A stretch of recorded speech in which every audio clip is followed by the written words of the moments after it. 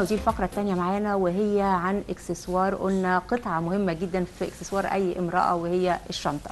الحقيقة الشنط دايما بيبقى فيها كل جديد. كل سنة بنلاقي ألوان مختلفة، بنلاقي ديزاين فيها مختلف أو أشكال مختلفة. ودايما بنقول إنه الشنطة بتعبر عن شخصية المرأة، بتعبر عن ذوقها. بيسعدنا يكون معايا في الاستوديو أستاذ محمد مصطفى، مصمم منتجات جلدية. أهلا بيك. أهلا بحضرتك. أستاذ محمد، يعني الحقيقة هي هتبقى معانا المنتجات بتاعتك دلوقتي، بس أنا عايزة أعرف أنت اخترت الشنط بس وتشتغل في الشنط المصنوعة من الجلد؟ هو أنا بشتغل في الريتيل من زمان. الريتيل اللي هي النكست ستيب أو الخطوة الثانية للفاشن اندستري اللي هي صناعة الموضة. دايما يعني أي مجال بيبقى فيه جزئين، الصناعة نفسها بتاعت حاجة، وتاني حاجة اللي هو الريتيل اللي هي المكملات، اللي هي الفروع او الحاجات اللي بتبقى اي براند، اي براند بالظبط. فمن خلال شغلي كان في ماركه من الماركات، هي ماركه امريكيه، كان او هي الميزه دي كانت موجوده في اكتر من واحد اونر او صاحب ماركه، ان هو كان بيبدا بحاجه مميزه فيها. يعني سي ماركه امريكيه ابتدى بالاكسسوارز، ابتدى فيها وبقت حاجه مميزه جدا ليه هو. في غيره ابتدى بالشوز، فبقت دي بقت البدايه ليه هو. بعد كده بقت مصنفين جدا الماركات بتاعته ان هي بقت مصنفه يعني على مستوى العالم. الفكره دي اللي استهوتك ان انت تروح للجزئيه دي من الموضه، ان هي تبقى حاجه بالظبط، ان هي تبقى حاجه مميزه ليه جدا. وبعد كده يبقى الفاشن اندستري او صناعه الموضه كلها تبقى بشكل عام، يعني تبقى بدايه من نيو بورن او من مولود لغايه اللي هي اللي في سننا بالظبط، بس تبقى حاجه مميزه ليها. يعني هي تبقى في بالذات في الشنط، وخصوصا ان هي هاند ميد، معموله بطريقه مختلفه شويه. يعني هو الشنط الهاند ميد معروفه دايما بالجدل، اللي هي الحاجات بيبقى الحفر او الحرق اللي بيبقى عليها بالظبط.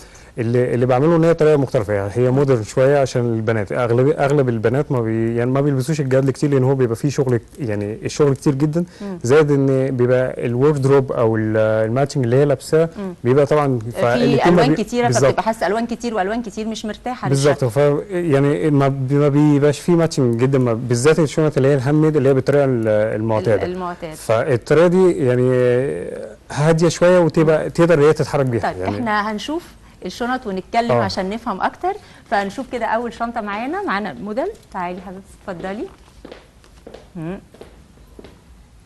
تقول لنا بقى الشنطه ده جلد طبيعي. جلد طبعا هو الجلد الطبيعي بيبقى متقسم فيه بقري، فيه ضاني، في حاجه اسمها نوبيك اللي هو الماعز، ده ضاني. ده جدل بس يعني بطريقه مختلفه، جدل على القماش ده على الطريقه دي. انت هنا الشنطه كبيره، الحجم بتاعها كبير. الحجم كبير لان هي دي نوع من الشنط اللي بتتسمى كاري اون. هي شنط حوالي 8 لاين. جواها 8. لا الشنط بشكل عام حوالي 8 لاين.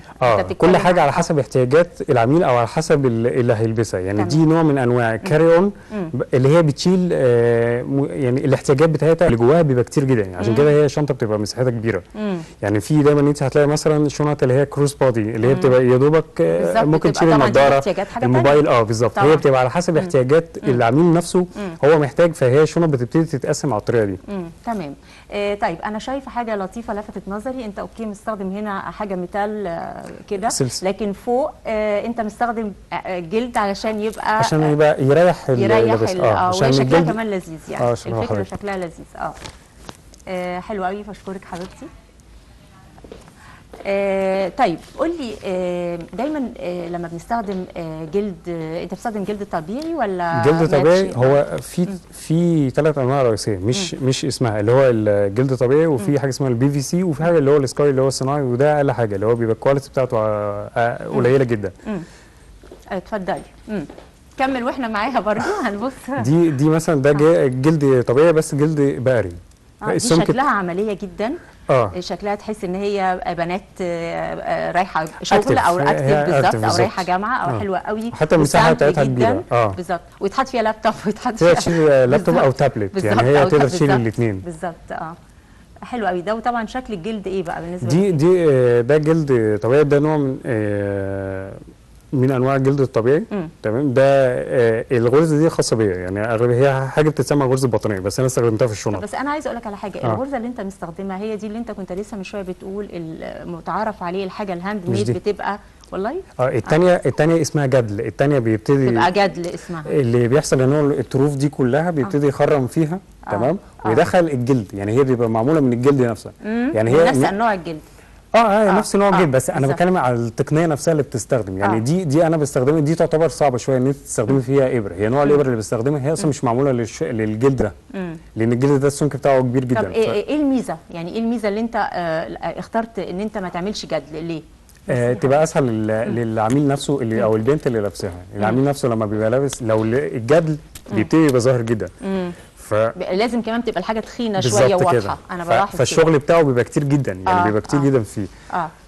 بص، هو في الاول بيبقى تقسيمه على حسب ستايل العميل نفسه او حسب البنت هي نفسها هي تبقى عايزه تلبس ايه، يعني هي بتحب الحاجات دي، فهو بيبقى موجه لحد معين. جميل جميل. ده تبع لاين اسمه كلوتش باج، اللي هي الشنط اللي هي اللي بتبقى متشاله على الايد من غير اليد، هي بتتشال على الايد بس. بس دي الفكره بتاعتها ان فيها بريسلت بتتلبس وتقدر تفكها كمان، يعني هي معاها مع الشنطه نفسها. لذيذ قوي. لا انت حاجات بناتي قوي ومدلع البنات. لذيذه جدا يعني. دي جديده كمان. هو كمان حتى يمكن دلوقتي اغلب اللي بيشتغلوا في الاكسسوارز اللي هي البريسلت والحاجات دي بيستخدموا بلاستيك. ده خشب. ده خشب اللي هو الكواليتي بتاعته يعني بيبقى اقيم بكتير جدا. طبعا طبعا. زائد شغل النحاس اللي هو اللي بيبقى محفور او اللي جواه اللي هو المتعلق الحاجات اللي فيه. حلو قوي. وانت دامج كمان ده زي ليزار كده او حاجه زي كده. بالظبط، زي ليزار او حاجه كده معاه. حلوه قوي برضو. لا هي افكار جديده على فكره استاذ محمد. ميرسي حبيبتي. نشوف حاجه ثانيه. اتفضل. دي حاجات اساسا يعني حتى دي ابتديت اعمل لها كورس.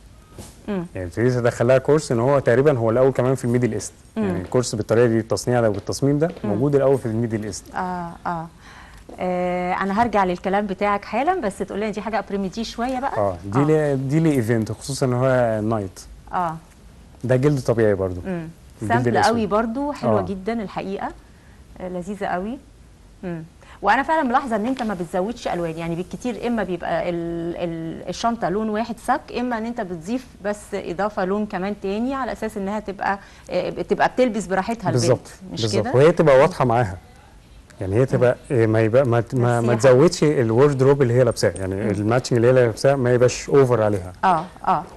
وفي حاجه كمان، اغلب الشنط اللي هي المعتاده في اغلب الشنط اللي هي المعتاده في التصنيع دايما بيستخدموا هو دايما يا سوست يا حزمه، لانها بتبقى اسرع دايما. ده طبيعي بعيد عن الهاند ميد. هي الميزه فيها ان انت تبقي لابسه قطعه تضيف ليكي، ان هي تبقى نوع من انواع الديكوريشن في الماتشنج بتاعك. ده اكيد، يعني مش بس حاجه انا بستخدمها علشان تخدمني ان انا مثلا بشيل فيها حاجتي. طبعا مهم جدا ان الشنطه تضيف طبعا شياكه وتضيف لللبس. طب احنا معانا تليفون.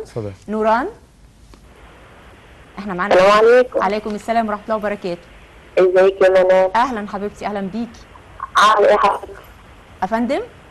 عامله ايه؟ ربنا يخليكي يا حبيبتي، اتفضلي. ربنا يكرمك. الله يخليك. ممكن اوجه السؤال لاستاذ محمد؟ طبعا اتفضلي معاكي حبيبتي. اتفضلي.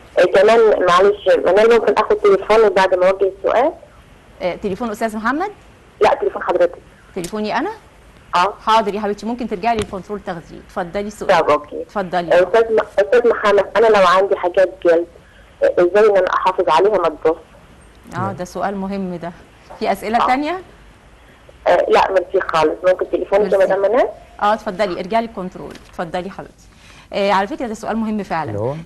دايما الشنط الجلد فعلا بالوقت ممكن تلاقيها كرمشت شويه، ممكن اللون، ففعلا ازاي نحافظ عليها؟ لانه في حاجات كتيره قوي بنسمعها فيه يقولوا مش عارفه انواع زيت معينه، فانت تقول لنا بالنسبه للحاجات الطبيعي فعلا احسن طريقه نحافظ بيها على الشنط ايه؟ الشنط ما تحاولش ان هي بتحط حاجات فوق بعضها كتير، لان بالذات الجلد الطبيعي او بصفه عامه الشنط لما بتبتدي تهملي فيها او تركنيها بتبتدي الجلد يتكسر.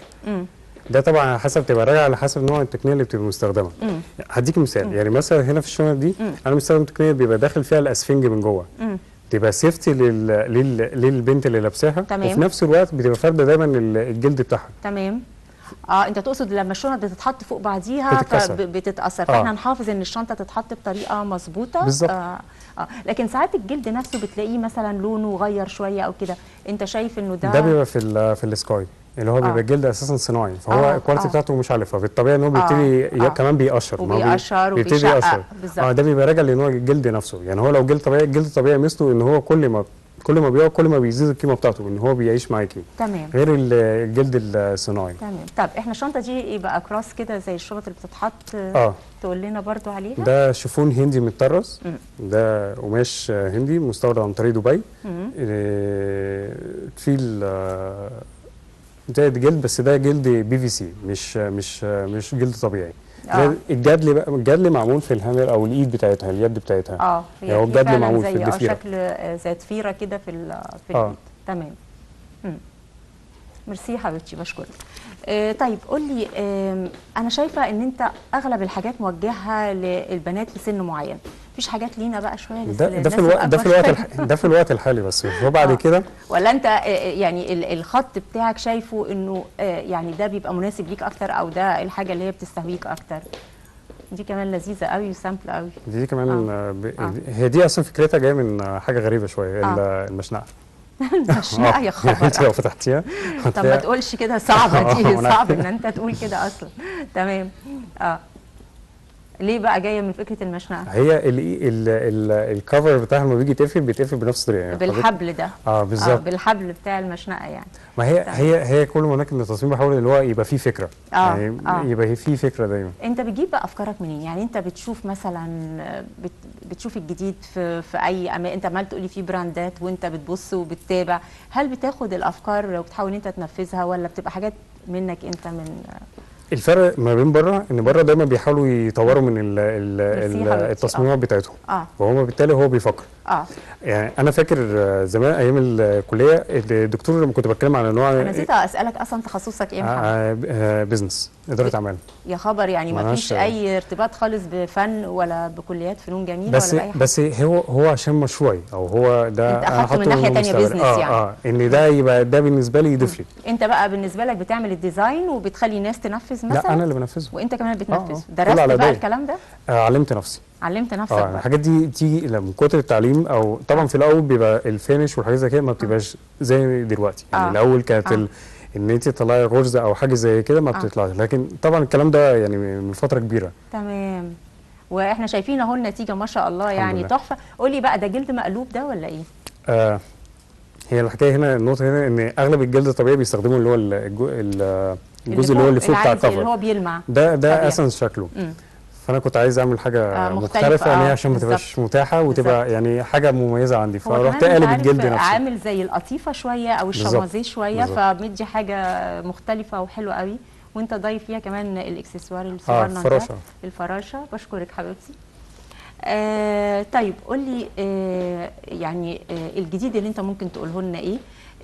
قول لي انت حاسس انه طريقه العرض هنا في مصر، في ناس بتستوعب الكلام اللي انت بتقوله؟ انت كل شنطه انا حاسه انت عمال توصفها يعني كانها كده حاجه يعني انت يعني عاملها زي بنتك كده، يعني عمال توصفها وكده. فهنا في حاسس ان الناس مستوعبه الكلام بتاعك والشغل بتاعك؟ ما هي بتفرق في حاجه، ان الحاجات دي بتبقى عايزه راس مال. انت عشان تكبري في حاجه زي هي، في الاول وفي الاخر هي عايزه راس مال، خصوصا ان هو دي في الاول وفي الاخر هي صناعه. انت بتصممي فيها او عايزه تزيدي فيها، الحاجات دي بتبتدي تكبري على حسب راس المال اللي انت بتشتغلي بيه. لو انت شغاله مجرد هوايه، فهي هتبقى مجرد هوايه في الاول وفي الاخر، هتستمر، هتفضل عندك في البيت. جميل. تشرح لنا الشكل الجميل ده، انا عاجباني قوي دي. ده جلد بي في سي. جلد بي في سي. بي في سي. بي في سي. ده الكواليتي بتاعته بتبقى عاليه احسن من الطبيعي. لا، الطبيعي بيبقى افضل حاجه. دي مستخدم فيها تقنيه اللي هي الاسفنج من جوه، عشان يبقى سيفتي لاي احتياجات، وفي نفس الوقت بيحافظ على بالظبط، لان هي اغلب البنات ممكن ترمي الشنطه او حاجه زي كده، فده ممكن يحميها. دي ممكن تستخدم كمان لللاب بالظبط كده. حلوه. ده خشب بامبو. ده خشب بامبو اللي فوق. ده الجزء الفوقاني. ده من خشب البامبو بس. اوكي. هو كل ما هناك ان انا بحاول ادور دايما على المكونات نفسها، ان هي تبقى مختلفه، ان هي ما تبقاش متاحه، ان هي الفكره بتاعتها تبقى جديده دايما. تمام. اسالك، بقالك قد ايه في المجال ده يا محمد؟ في التصميم ده تقريبا بقالي من 5 سنين او 6 سنين. من 5 سنين. حاسس ان انت كده وصلت النجاح وراضي على اللي انت وصلت ولا لسه حاجات كتيره؟ لا لسه، عايز اخليها رقم 1 على العالم. حبيبتي. انا عايز اخليها رقم 1 على العالم. عايز تخليها رقم 1 على العالم؟ ان شاء الله هخليها رقم 1 على العالم والله. ان شاء الله. باسم مصر يعني؟ هي في حتى في هنا واحده هتلاقي حاطط عليها علم مصر. اغلب الانجليز دايما تلاقيهم بيستخدموا العلم بتاعهم، عندهم هم انتماء قوي لحاجتهم، تمام، للعالم وحاجه زي كده. طيب فدي كانت حاجه دي اللي عليها. انا كنت لسه هطلب، انا عايزه اشوف اللي عليها علم مصر. حلوه قوي. حلوه قوي.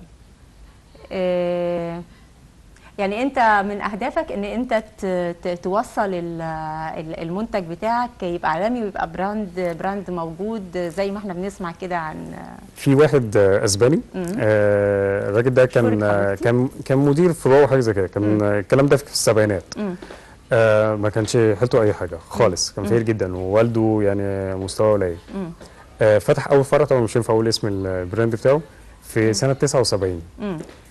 دلوقتي عامل المجموعه دي تقريبا بتتكون من 9 ماركات.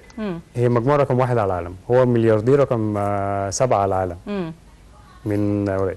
فهو الفرق بس ان احنا هنا وده كنت بسال واحد صاحبي، هو احنا ليه اي براند هنا ما بيكملش، يعني حتى ما بيكملش ان هو ميدل ايست، هو دايما واقف هنا في مصر. احنا نعرف ليه هو واقف، بس احنا معانا التليفون. مدام ماجده اهلا بيكي. السلام عليكم. عليكم السلام ورحمه الله وبركاته. حضرتك؟ اهلا بيكي. طب انا ليا سؤالين. اتفضلي حبيبتي. السؤال الاولاني ان انا دلوقتي بنحب نمسك شنط كتير وكده وبنغير فيهم.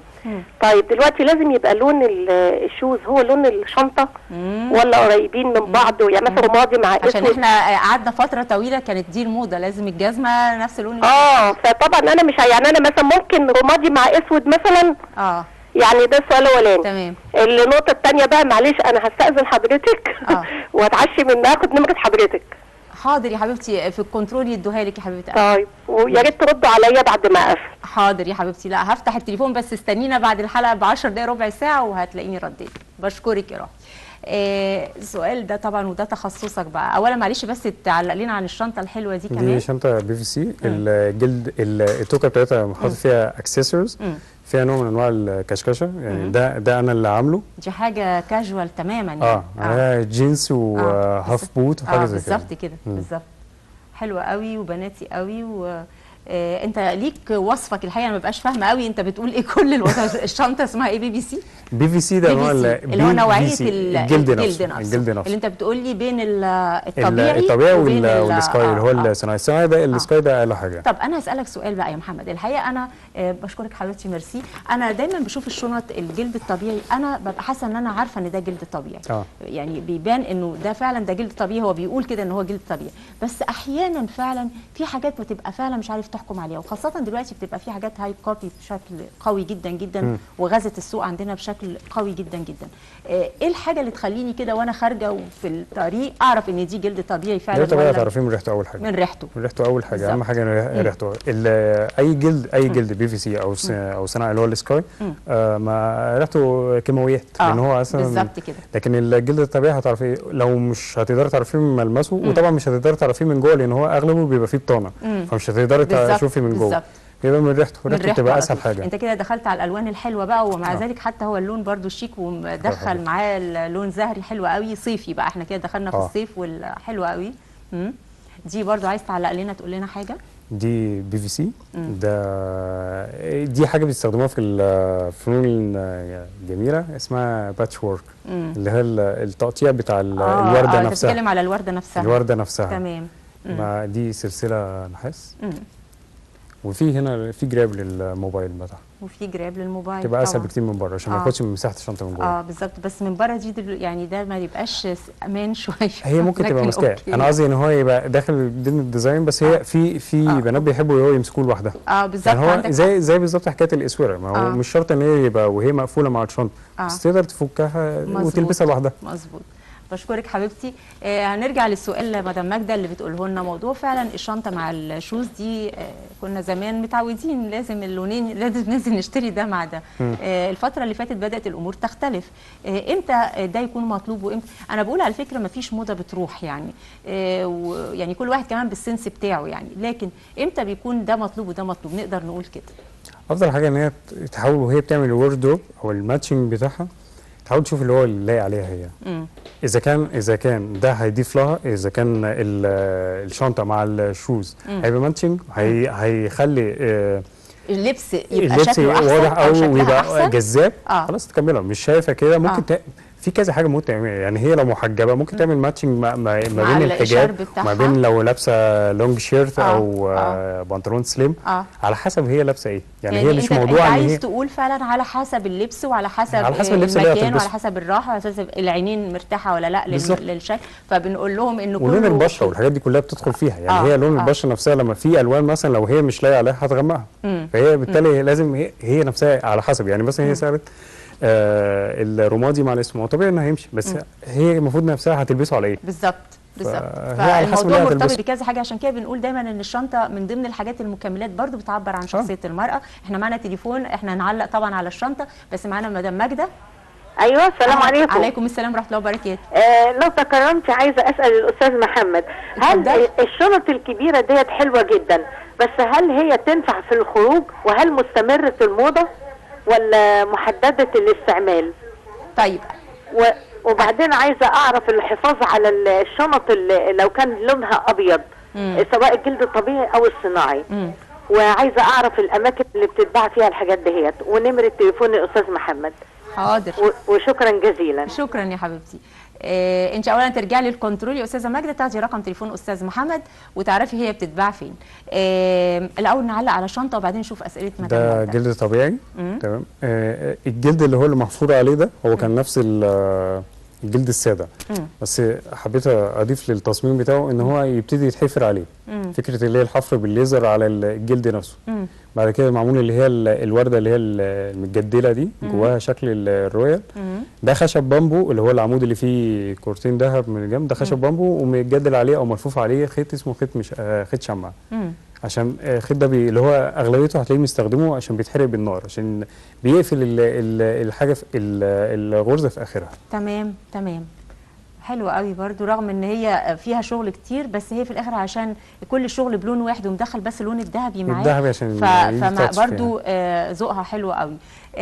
بشكرك حبيبتي. نشوف اسئله بقى مدام ماجده، وده مهم قوي، احنا داخلين فعلا على الصيف. اللون الابيض في الشنط سواء جلد طبيعي او صناعي. احنا تقريبا قلنا الطبيعي نحاول ان احنا بس نحافظ عليه، بس الابيض برضو بيتوسخ كتير. يعني الابيض مهما عملت هيتوسخ. ما عندكش اي وصفه؟ خصوصا ان هو طبيعي. ما هو هي في كريمات بتبقى، بس طبعا مش هينفع اقول اسمها اللي هي منتجات. بس هي كريمات معينه بتبقى غاليه شويه، بس بتستخدم في التنظيف بالذات الابيض في الجلد الطبيعي. يعني هي معموله ليه جدا. يعني يتسال عن كريمات معينه عشان ما نستخدمش حاجات طبيعيه ممكن نبوظ الحاجه. ممكن تروح ستورز بس تبقى المستوى بتاعها عالي شويه هتلاقي فيها. طيب بالنسبه احنا دي اخر شنطه معانا علشان خلاص وقتنا. دي نفس الفكره برضو. اوكي. دي شغل باتش وورك، الورده مقصوصه، دي مش مرسومه، دي نفس نوع الجلد البي في سي وملزوق عليها. ده شغل جدل بغرزه اسمها غرزه بطانيه، اللي على الطرف ده. اوكي. انا كمان عاجبني قوي الماتشنج بين اللونين، الاورنج التحفه او انا مش عارفه ده اللون بتاعه مع الاسود حلو قوي. فانا بشكرك جدا جدا. بشكرك حبيبه قلبي، شكرا. الحقيقه مجموعه حلوه قوي، مجموعه مميزه جدا جدا. انا كمان عاجبني قوي يا استاذ محمد ان انت طموحك واسع جدا. بحب الشباب ان هم عندهم كده طموح يوصلوا لاعلى حاجه، وجميل قوي انت بتقول كمان ارفع اسم مصر. يا رب كل شبابنا يبقى دي من اهدافهم. في النهايه انا بشكر جدا الاستاذ محمد مصطفى، مصمم منتجات جلديه، وان شاء الله تقدم وازدهار باذن الله.